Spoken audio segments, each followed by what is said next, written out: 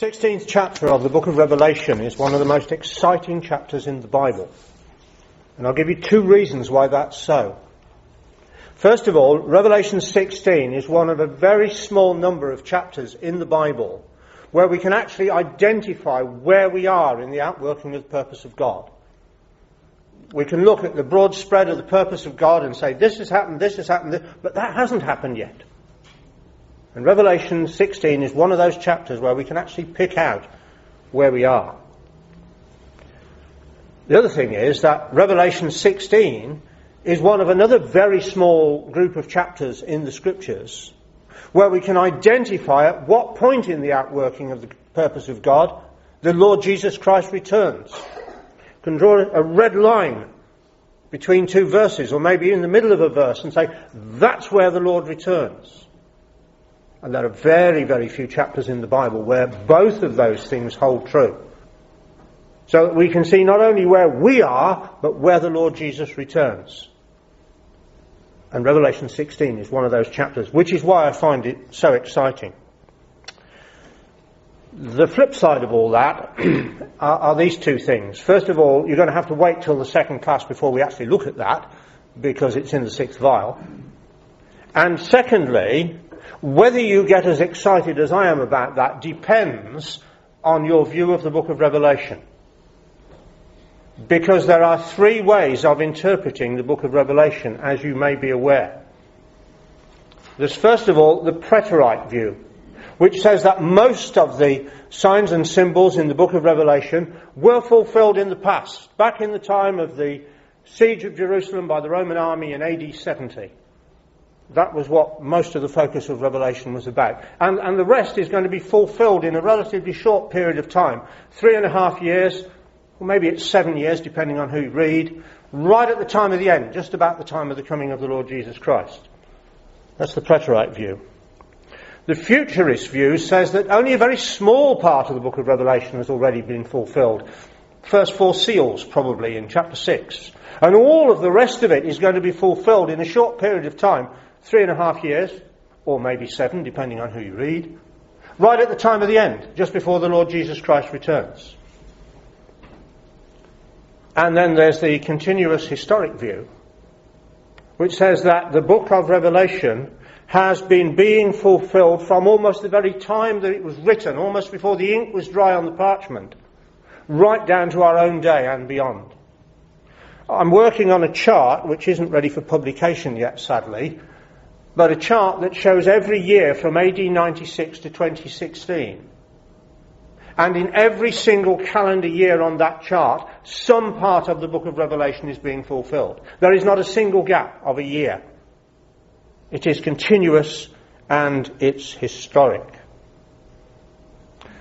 Now, the next thing we want to notice is that those three views of the book of Revelation, the preterite, the futurist, and the continuous historic, are all to be found in the pages of the Bible. So let's turn to the second letter that the Apostle Paul was inspired to write to Timothy, and chapter 2, and see that there were members in the ecclesia in Ephesus who held a preterite view of prophecy. Not a preterite view of Revelation, because Revelation hadn't been written then, but a preterite view of prophecy. And not only do we see this, but we also see what God thinks of these views. So, 2 Timothy chapter 2, verse 16. But shun profane and vain babblings, for they will increase unto more ungodliness, and their word will doth a canker, of whom is Hymenaeus and Philetus, who concerning the truth have erred, saying that the resurrection is past already, and overthrow the faith of some. Now, just look at the detail in those verses.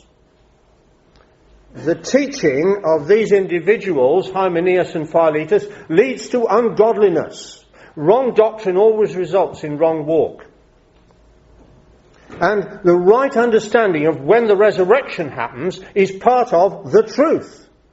Because the apostle says, who concerning the truth have erred, saying that the resurrection is past already. So see, the understanding of prophecy, the right understanding of prophecy, isn't something you can sort of have as an optional extra.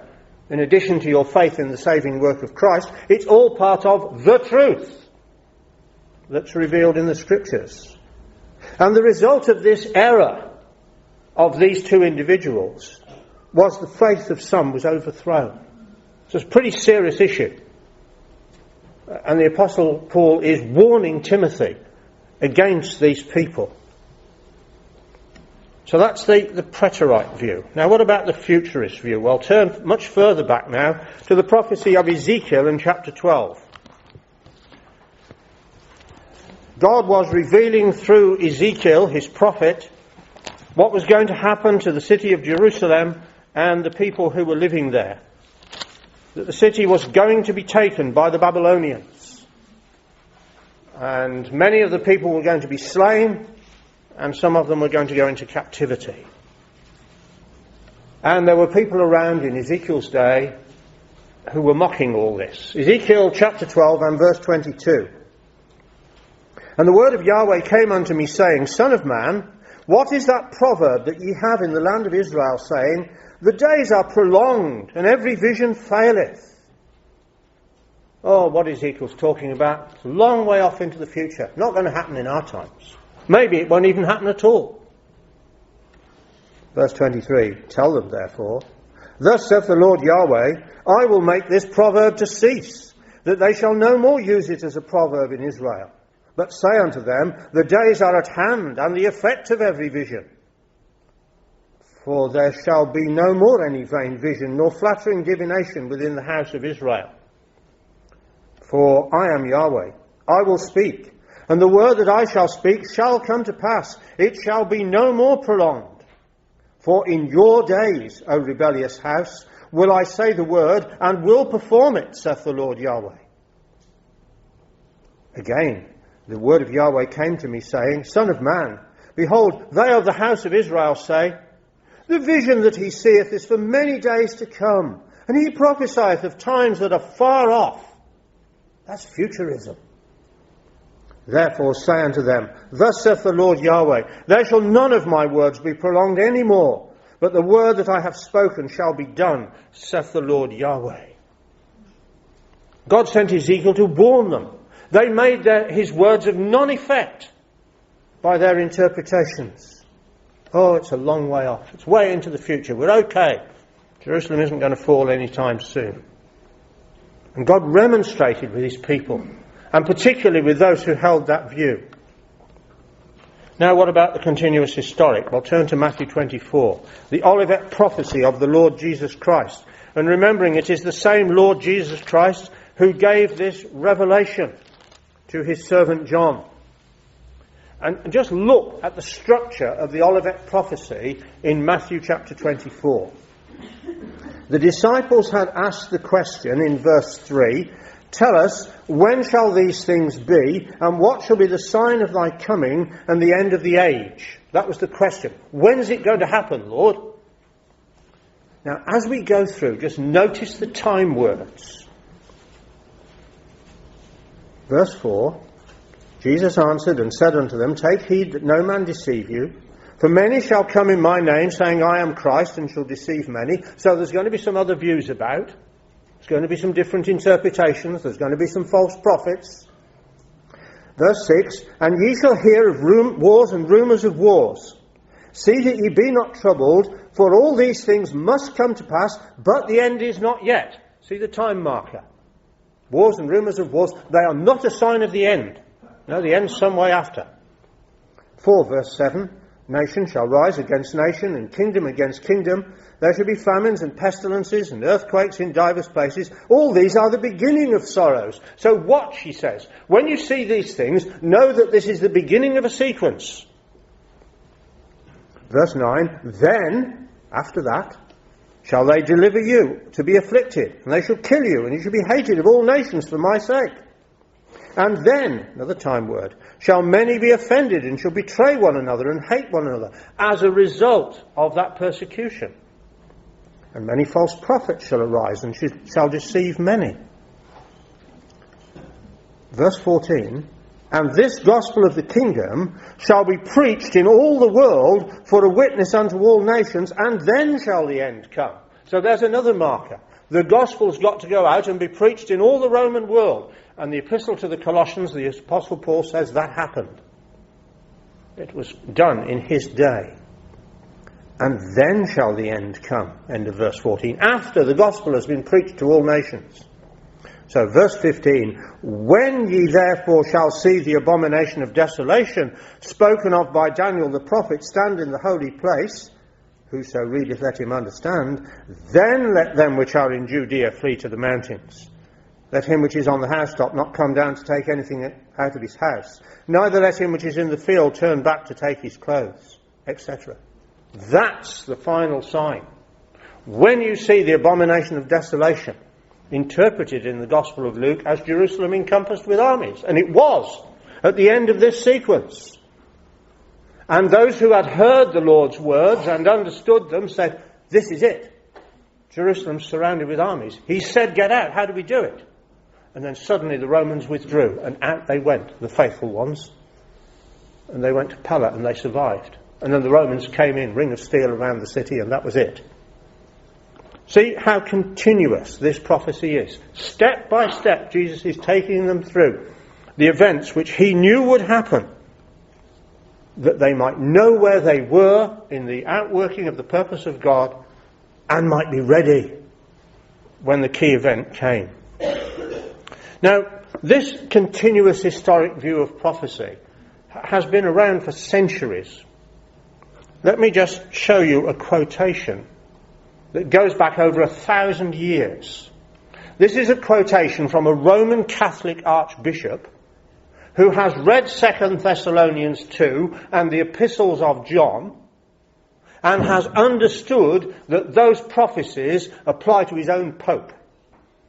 Archbishop Arnulf of Reims in 991 AD said of his own pope, surely, if he is empty of charity and filled with vain knowledge and lifted up, he is Antichrist, sitting in God's temple and showing himself as God.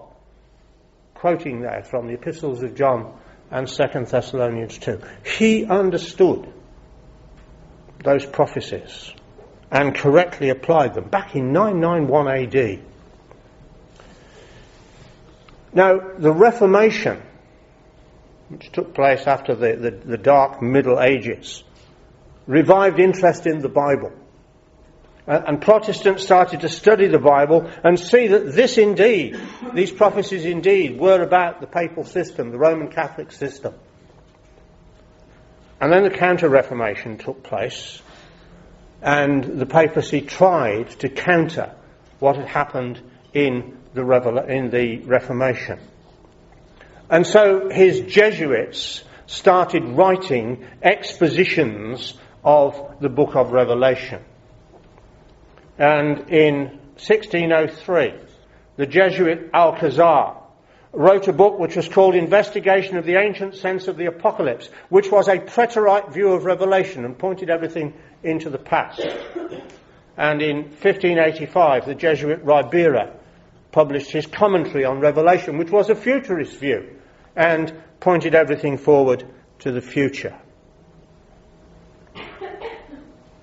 The attempt was to, as it were, throw the Protestants off the scent, to point them in other directions. I'm going to show you a couple of cartoons which come out of Brother Ron Abel's book on 2 Thessalonians chapter 2, which illustrate this. So here's the pure river of water of life, and it's being contaminated by these Jesuits throwing their expositions of Revelation into the stream and muddying the waters. And you've got all these Protestants down here who are pulling them out and reading them and saying, oh, this is good stuff, and then teaching their scholars. Whereas other Protestants are saying, no, all this futurism's wrong, or all these Preterite ideas are wrong.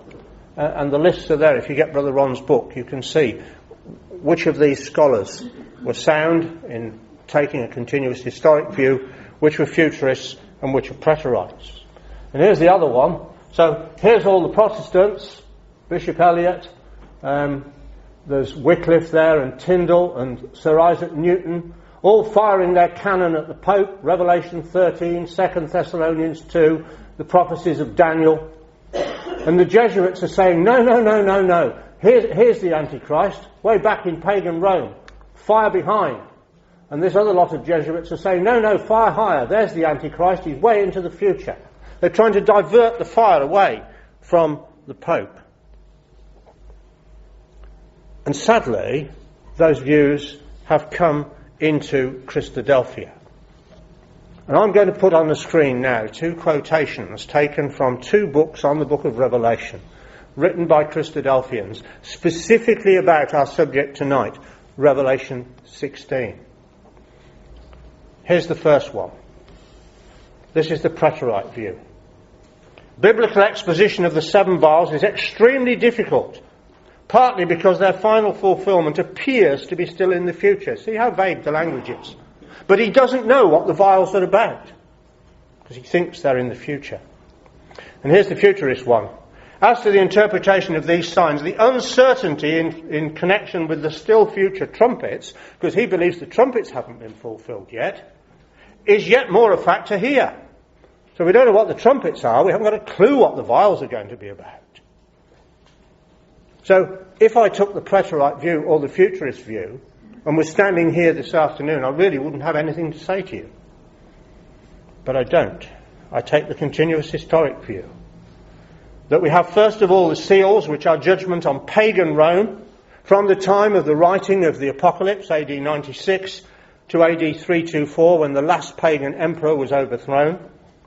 Then the trumpets, judgment on Christian Rome, AD 395 to AD 1685. And then the vials, judgment on the Holy Roman Empire, which is our subject tonight, the first 5 vials particularly, and then we shall go on obviously later in the second talk to the 6th and the 7th. Now, if you look at the whole overall structure of Revelation, there are just no gaps. It is continuous. You can see the 7th seal going on there, and the 7th trumpet going on. There are no gaps. So let's turn to Revelation 16. Well, actually 15 and 16, because 15 is the introduction to chapter 16.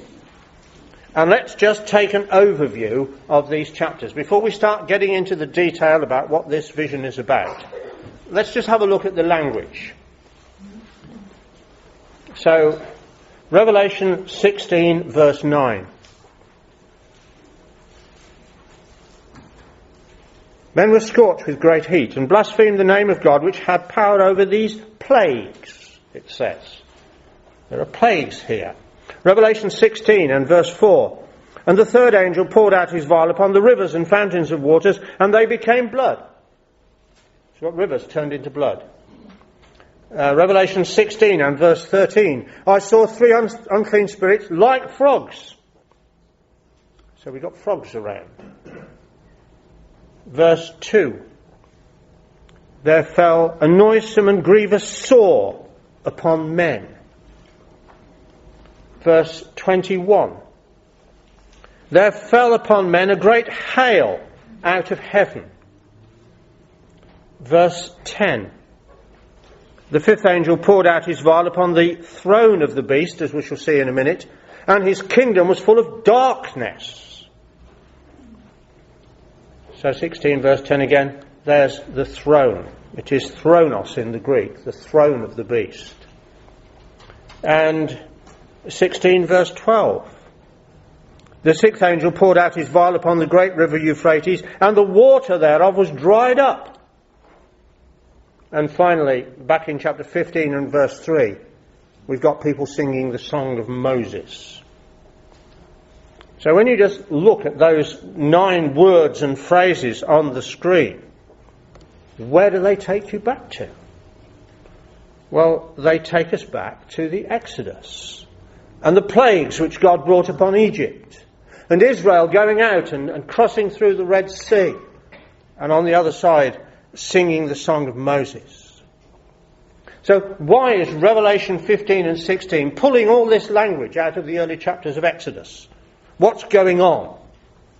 Well, what was going on in those early chapters of Exodus?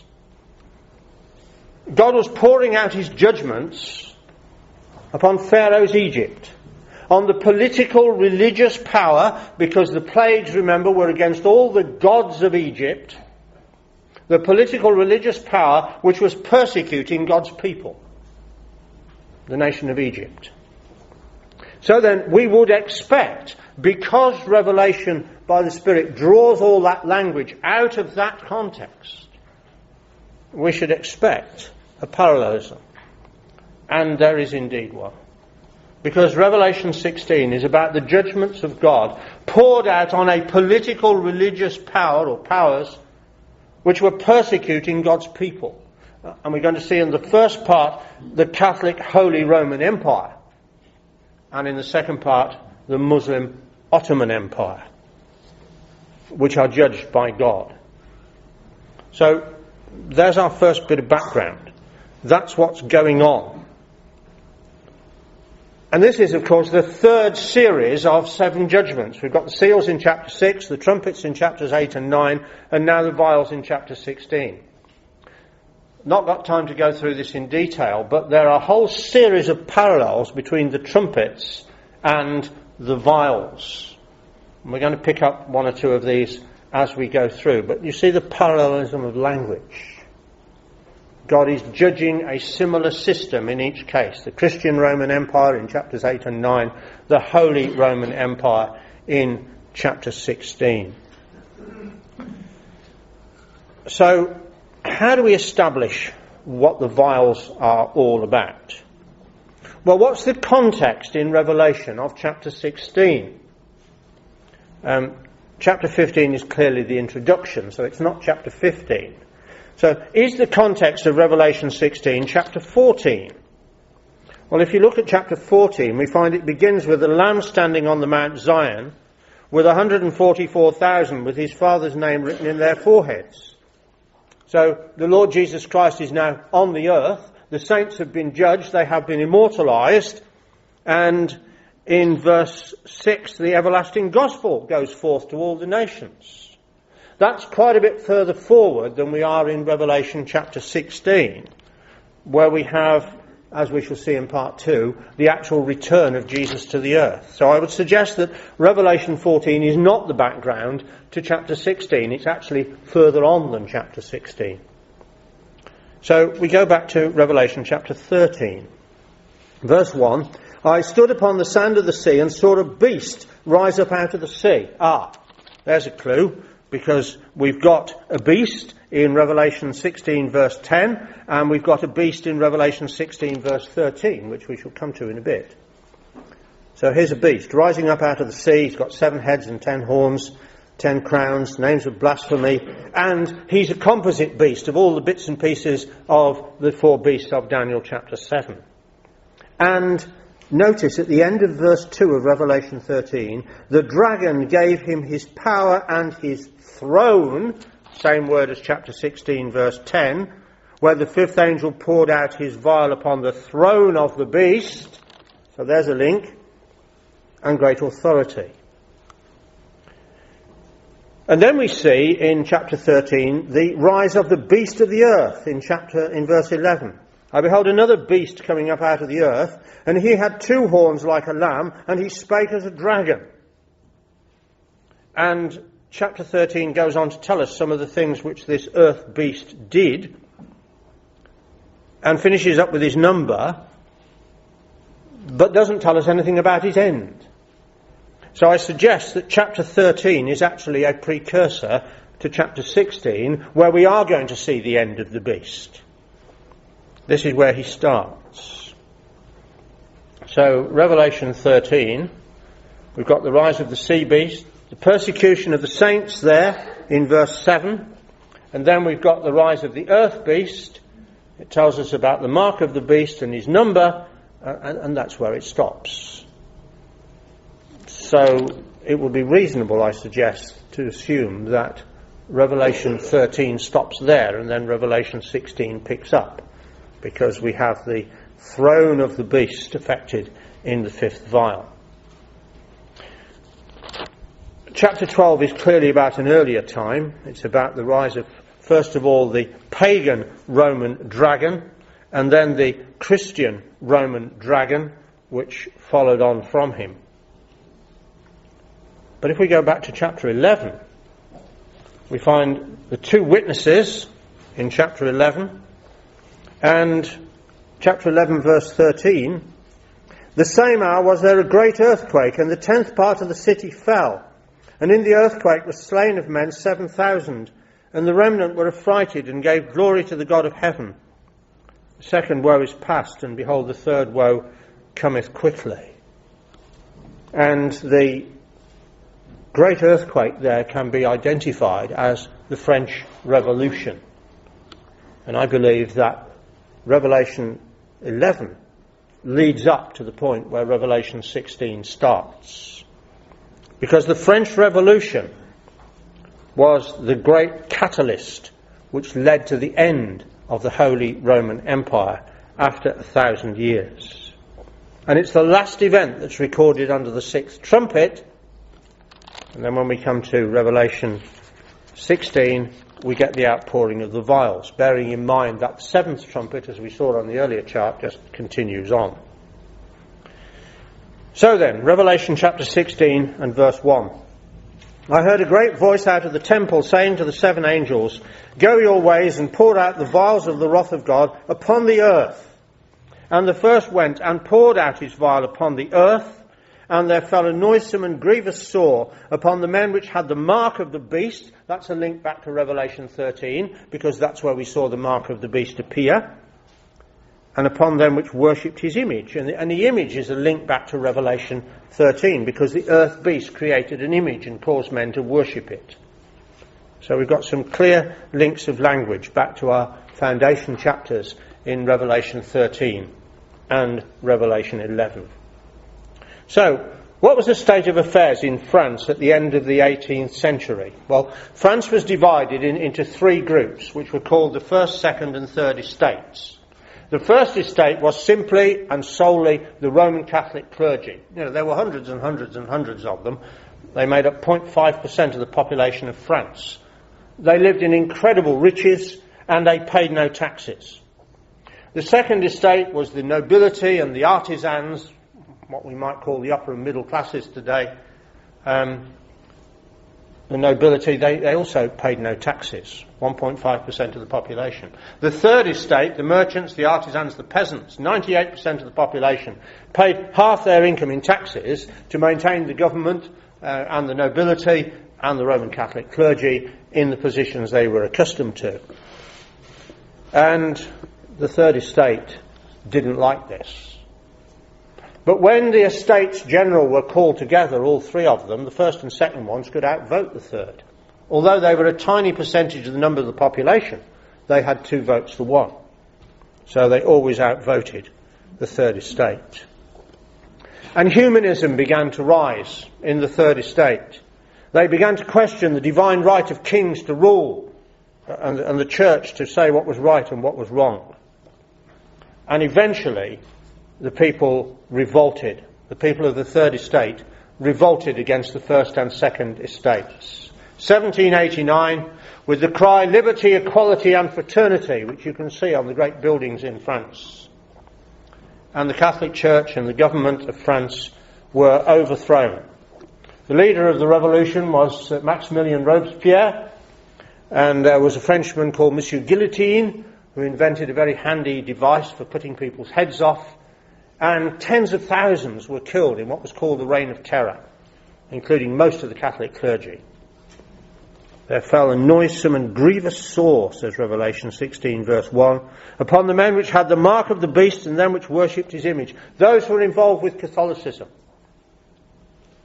And the revolutionaries went to, that's the siege of the Bastille, incidentally, the bottom picture, which is where they got a lot of guns and ammunition from and were able to prosecute their revolution further. But the zeal of the revolutionaries went to this point that's a photograph of part of the facade of Notre Dame Cathedral in Paris. And across the front of Notre Dame, there are all these statues of kings. Now, they're supposed to be the kings of Judah who are in the line of the Lord Jesus Christ. But you notice this one here is holding a cross, which doesn't quite sit comfortably with the King of Judah. But the revolutionaries believed that they were kings of France, so they chopped the heads off all of the statues.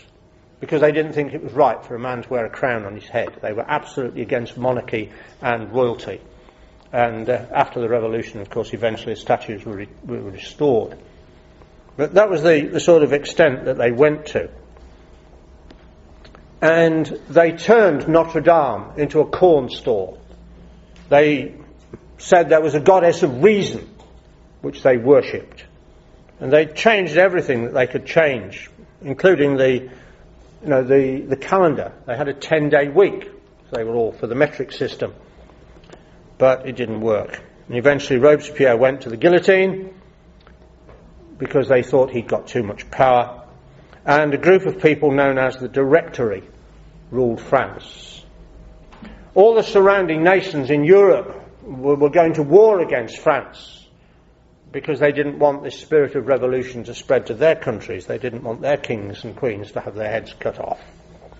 So Europe was aflame with warfare. Revelation 16 verse 3. And the second angel poured out his vial upon the sea, and it became as the blood of a dead man, and every living soul died in the sea. And so the British, who were the greatest naval power in the world, blockaded Europe to stop trade going to France and any nation that supported France. And Admiral Nelson, of course, won major victories against the French and the Spanish in the Battle of the Nile and the Battle of Trafalgar. And Napoleon was unable to invade Britain. It was one of the things that he wanted to do. So he had to turn inland. And Britannia ruled the waves. And then we come to the third vial. Chapter 16 and verse 4. The third angel poured out his vial upon the rivers and fountains of waters, and they became blood. And I heard the angel of the waters say, Thou art righteous, O Lord, which art and wast and shall be, because thou hast judged this. For they have shed the blood of saints and prophets, and thou hast given them blood to drink, for they are worthy. Just turn back to Revelation 13 and verse 7. And it was given unto him to make war with the saints and to overcome them. And power was given him over all kindreds and tongues and nations. And all that dwell upon the earth shall worship him, whose names are not written in the book of life of the Lamb, slain from the foundation of the world. They mercilessly persecuted anybody who even had a Bible, let alone believed the truth. And so the French found all the nations of Europe warring against them. And in the French army was a young officer called Napoleon Bonaparte, who rose in the ranks and became a master of artillery. And with it he defeated successive European armies. He waged land campaigns in North Italy and Switzerland and Austria, the source of all Europe's major rivers. And between 1796 and 1797 he won 26 key battles in that area of Europe, the high ground where all the rivers rise and flow down into the various seas that surround Europe. And it was Napoleon, General Napoleon at that stage, who won all those victories. Came back to Paris in 1795, and he found the Directory in trouble. The people were rebelling now against the Directory. They'd executed Robespierre. They now didn't like the rule of the Directory. So Napoleon arranged his famous cannon around, and when the mobs came into the square, he opened fire. And he went to the Directory and said, I've quelled the revolt with a whiff of grape shot. And that was the end of the revolt. But in 1799, Napoleon had accumulated enough power to overthrow the Directory, and he became the first consul of France. And within that sphere of the landmass of Europe, he was virtually the ruler. Everywhere he went in that area in the circle, he won victories. Every time he tried to go outside the circle, to invade Britain, to go into the Middle East, and finally to go into Russia, he was defeated. God was constraining him into the area where God wanted him to work. Chapter 16, verse 8. And the fourth angel poured out his vial upon the sun, and power was given unto him to scorch men with fire. And men were scorched with great heat, and blasphemed the name of God, which hath power over these plagues, and they repented not to give him glory.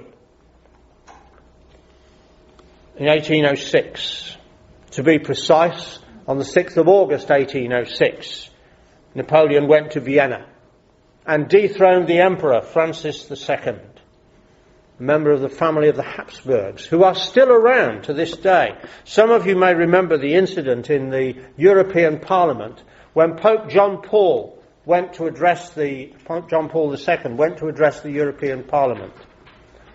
And Ian Paisley stood up with a banner saying, "No Popery." And a member of the European Parliament rushed across the chamber and wrestled the banner out of his hand. That was Otto von Habsburg, the lineal descendant of the last emperor of the Holy Roman Empire, who saw it as his duty to defend his pope. These are the two horns of the beast of the earth of Revelation chapter 13, the emperor and the papacy. And we'll look at that in a little more detail in part 2. Napoleon was known as the man of fire because of his use of cannon. Power was given unto him to scorch men with fire.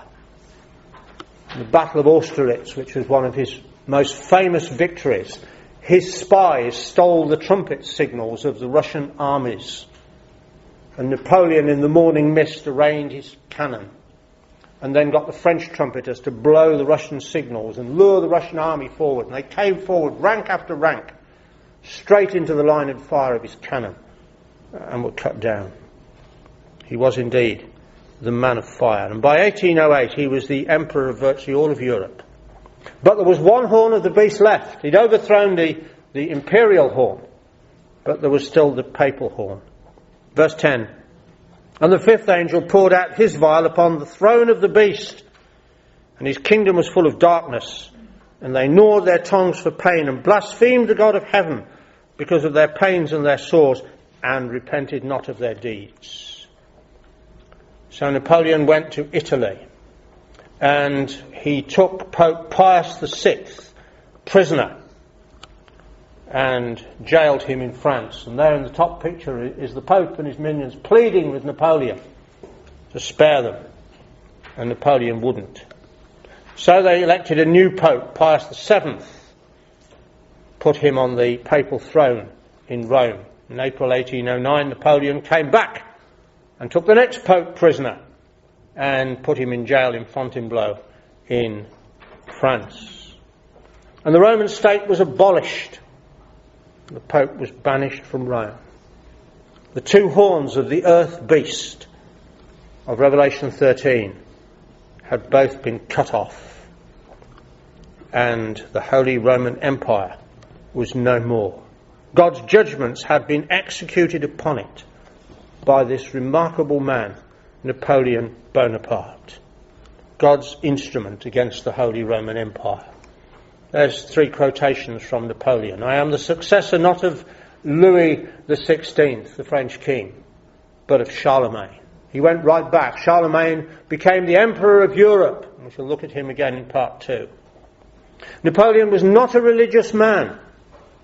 If I had to choose a religion, he said, I'd worship the sun.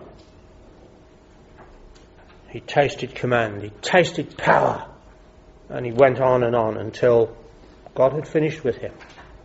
And then he disappeared. And here's the most amazing quote of all of Napoleon, there on the left. I am the instrument of providence. She will use me as long as I accomplish her designs, and she will break me like a glass. And God did. And God removed him from power. He was exiled to the island of St. Helena, and there he died. But he was God's instrument in bringing his judgments upon the Catholic Church and the Holy Roman Empire. And he brought it to an end. And the bringing of the Holy Roman Empire to an end prepared the way for the outworking of the next stage of the purpose of God, which would be revealed when the sixth and seventh angels poured out their vials. And that's our subject for part 2.